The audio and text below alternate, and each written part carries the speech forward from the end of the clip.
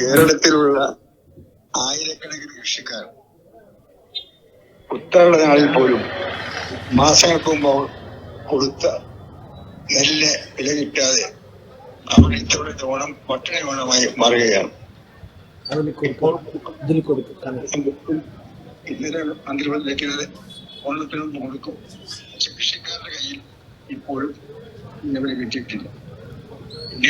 കേരളത്തിലെ പ്രത്യേകിച്ച് പാലക്കാടിലെ കുട്ടനാട്ടിലെ കൃഷിക്കാർ ഏറ്റവും പ്രയാസത്തിൽ കഴിയുന്ന അവസരത്തിൽ സുമേഷ് കൃഷിക്കാരുടെ ഈ പ്രയാസങ്ങളെ കുറിച്ചുകൊണ്ട് അടിയന്തരമായി ഗവൺമെന്റ് വാഗ്ദാനം നൽകിയിട്ടുള്ള കൃഷിക്കാർക്കുള്ള അവർ കൊടുത്ത നെല്ലിന്റെ വില നൽകണം എന്നാവശ്യപ്പെട്ടുകൊണ്ട് ഉത്രാട നാളിൽ ആഘോഷിക്കാതെ വ്യാപാരം ആരംഭിക്കാൻ തീരുമാനിച്ചത്.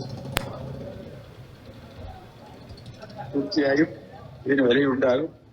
അടിയന്തരമായി തന്നെ സർക്കാർ ഇടപെട്ട് കേരളത്തിലെ കൃഷിക്കാർക്ക് അവർക്ക് നെല്ലിന്റെ വില അടിയന്തരമായി നിലനിർത്താൻ ഏർപ്പാടുണ്ടാകുമെന്ന് അഭ്യർത്ഥിക്കുന്നു.